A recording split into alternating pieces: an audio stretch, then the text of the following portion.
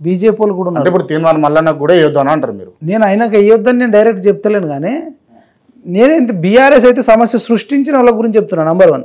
ఇంకోటి రాకేష్ రెడ్డి అన్న కూడా ఆయన బీజేపీలో ఉన్నప్పుడు pinky drawer, pinky pant, pinky banian, pinky shirt, pinky towel ఇవన్నీ కరీంనగర్ సిపికి పంపి పింకీ వేసుకో, నువ్వు పింకీ వాళ్ళు లెక్క అయిపోయినావు, గులాబీ గండు వేసుకున్నావు, నువ్వు ఒక నియంత్రకు సపోర్ట్ చేస్తున్నావు, ఇది రాక్షస రాజ్యం, రౌడీ రాజ్యం, రాళ్లతో కొడుతుండు వినయ్ భాస్కర్ అని చెప్పేసి ఆయన వినయ్ భాస్కర్ ఇట్లా రాళ్లతో వాళ్ళు మనుషులు కొడితే వీళ్ళు తప్పించుకున్నారు. అప్పుడు తగులితే ఆయన అప్పుడే చచ్చిపోయేటోడు, రాయి తగులితే రాకేష్ రెడ్డి అప్పుడే చచ్చిపోయేటోడు. అలా అనుచరులకు ఎంతోమంది దెబ్బలు తగిలినాయి, తలలు పగిలినాయి, తొడలు పగిలినాయి, వీపులు పగిలినాయి. అది కొట్టించింది ఎవరు? బీఆర్ఎస్ పార్టీ కొట్టించింది. ఈయనను కూడా గొర్ర 2 కాళ్ళు పట్టుకుని ఇట్లా గుంజుకపోయి జైళ్ళలో పడేసారు. ఈయన జైలుకు కూడా పోయిండు, చాలాసార్లు అరెస్టులు అయ్యిండు. ఇదంతా చేసింది ఎవరు? ఆయనను చేసిందే బీఆర్ఎస్ పార్టీ. నువ్వు బిట్స్ పిలాన్లో చదవచ్చు, పెద్ద యూనివర్సిటీలో చదవచ్చు, అసలు నాకు అనిపిస్తుంది ఒక్కొక్కసారి అంటే చదువుకు విలువలకు సంబంధం ఉండదు. క్రాంతి ఏం చదువుకోకపోయినాడు కూడా గ్రేటే, ఒక స్టాండ్ మీద నిలబడాలి కదా. నేను అనేది నువ్వు అంతగానో తిట్టినావు, నేను అంత కొట్టిర్రు, ఇప్పుడు నిన్ను రేపు ఎవడన్నా ఇష్టం వచ్చినట్టు కొట్టి చేస్తే ఆ పార్టీలో జాయిన్ అవుతావు క్రాంతి? అది తప్పు కదా. పదవిలో మన్నవాడ ఉంటేంది, లేకపోతే నేను ఏంటంటే ఇండిపెండెంట్ ఉంటేనే విలువ ఎక్కువ ఉంటుండే. ఇప్పుడు ఆర్ఎస్ ప్రవీణ్ కుమార్ లాంటి వాళ్ళు ఇది బీఆర్ఎస్ అభ్యర్థికి సంబంధించినటువంటి అంశాలు. ఆర్ఎస్ ప్రవీణ్ కుమార్ సార్ కూడా ఇప్పుడు ఆయన తీసుకుపోయి ప్రచారం చేస్తే అది మైనస్ అవుతుంది, ఆయనకు అర్థమవుతుంది. నేను విషయం అడ్వైజ్ ఇస్తున్నా, వీళ్ళందరినీ కూడా వదిలేసుకోమని చెప్పు.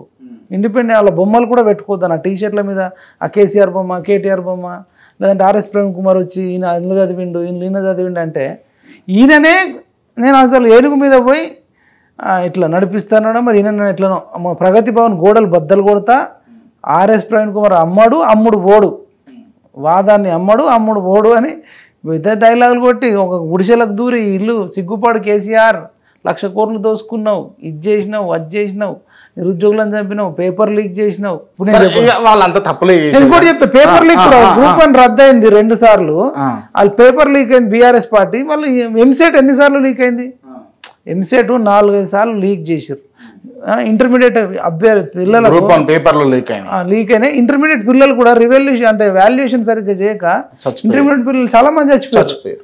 అంటే వాళ్ళ తప్పిదాలే ఒప్పుకుంటా నేను, ఇవి కాదనడానికి లేదు. సరే, మరి ఇప్పుడు కాంగ్రెస్ అభ్యర్థి గురించి ఏం చెప్తారు మీరు? నేనేం చెప్పను ఆయన గురించి, నేనేం చెప్తా. ఇప్పుడు సోషల్ మీడియాలో అయితే పొల్లు వైరల్ అవుతున్నాయి, విపరీతమైన ట్రోలింగ్ చేస్తున్నాయి. సుఖారాం నరసింహ ఇంటర్వ్యూ చూసిన, ఆయన పాట కూడా పొట్టు రాసిండు. లింగం నరేష్ కూడా పొట్టు రాస్తున్నాడు. సోషల్ మీడియాలో మాత్రం విపరీతంగా ట్రోల్ చేస్తున్నారు. మరి ఇంత వ్యతిరేకతలో ఆయన ఎట్లా గట్టెక్కుతాడు అనేది మనకు తెలియదు. మీరు ఏమనుకుంటారు? అంటే ఇంతసేపు మనం ఒక జర్నలిస్ట్గా, లేకపోతే ఒక బిడ్డగా, లేకపోతే ఉద్యమకారునిగా మాట్లాడుకున్నాం కదా, ఇవన్నీ పక్కన పెట్టి ఒక అనలిస్ట్గా చెప్పు, గెలుస్తాడంటావా? గెలుస్తాడని నేను ఎట్లా చెప్తా? ఇప్పుడు సోషల్ మీడియాలో అయితే వ్యతిరేకత ఒక రేంజ్లో ఉంది. ఒకవేళ ఓడిపోతే కనుక కాంగ్రెస్ పార్టీకి సంబంధించి చాలా డ్యామేజ్ అవుతుంది. ఇంకా 3 జిల్లాలలో వాళ్ళు ఈ 5-6 నెలల్లోనే గవర్నమెంట్ వచ్చింది కాబట్టి విపరీతమైన వ్యతిరేకత ఉంది. ఈ వ్యతిరేకతను ఎట్లా దాటుతారనేది మనం చెప్పలేము. తీర్మానం మల్లన్నను అభ్యర్థిగా పెట్టి కాంగ్రెస్ పార్టీ తప్పు చేసిందా? నేను చెప్పలేను అది. నేను అంటే అభ్యర్థి పెట్టకన్నా ముందే ఇప్పుడు రాకేష్ రెడ్డి విషయంలోనేమో రాకేష్ రెడ్డి బీఆర్ఎస్ పార్టీలో ఉండకుండా ఇండిపెండెంట్ ఉంటే బాగుంటుండే అని అడ్వైజ్ చేసి, మరి తీర్మానం మల్లన్న విషయంలో ఎందుకు భయపడతా ఉన్నారు మీరు? భయమేం కాదు, భయం ఉందన్న. మరి ఏదైనా అడ్వైజ్ చేయండి మీరు ఆయనకు కూడా, ఆయనకైనా సరే పార్టీకైనా సరే. ఆయన బీఆర్ఎస్ లో పోయి ఉంటే ఆయనకైనా ఇప్పుడు జీవో పార్టీ 6 వాళ్ళు వచ్చిర్రు.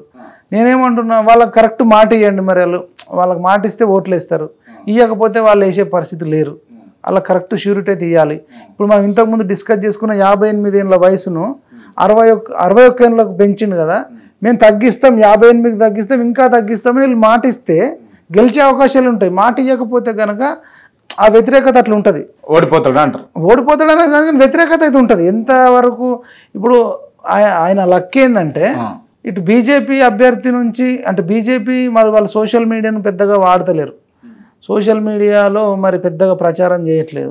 అంటే గ్రౌండ్లో ఎంత పనిచేస్తారు అనేది మనకు తెలియదు. కానీ తర్వాత ఇటు బక్కా జడ్సన్ అని ఉన్నాడు, ఆయన దగ్గర ఏం డబ్బులు లేవు. మరి ఊరికి బూత్ అంటే మండల్ వైజ్గా ఉన్న ఎక్కడున్నా ఏజెంట్లు ఉండాలి, వాళ్ళకు కనీసం ఖర్చులకు ఇవ్వాలి, వాళ్ళు ఏదైనా బట్టిటి పోతే పెట్రోల్కి ఇవ్వాలి, తాగుతుంటే నీళ్ళకి ఇవ్వాలి, తింటే ఫుడ్కి ఇవ్వాలి. ఇదంతా మరి మెయింటైన్ చేయాలంటే ఎట్లుంటుందో మనకు తెలియదు. అశోక్ సార్ కూడా మిడిల్ క్లాస్ ఫ్యామిలీ. ఇప్పుడు అశోక్ సార్ గురించి వార్తలు ఏం వినిపిస్తా ఉన్నాయంటే కాంగ్రెస్ పార్టీ కావాలనే అభ్యర్థిగా పెట్టుకున్నది వ్యతిరేకత ఓట్లు చీల్చడం కోసం అని చెప్పేసి, వాస్తవం ఇది? మనకేం తెలుసు, మనం సాటుకు మనం చూస్తే చెప్పొచ్చు. అన్ని నాకేం తెలుసు అంటే ఎవరికి తెలిస్తే నిజంగా తెలియదా మీకు? అరే మనం చూసినామా, ఉంటారు మీరు, క్యాంపస్ బిడ్డ మీరు, సమస్య వస్తే ఆడిపోతాం ఈడిపోతాం అంటారు, మీకు ఈ విషయాలు తెలియకుండా ఏమో మరి. ఇప్పుడు ఆయనకైతే కొంత పోటీ చేయాలని ఉన్నట్టు నాకు అనిపించింది, ఉన్నది కానీ అది కాంగ్రెస్ పార్టీ కావాలనే బలపరిచింది అని చెప్పేసి. ఇక మరి కావాలని చేసిందా తెలియదు, అవునా తెలియదు.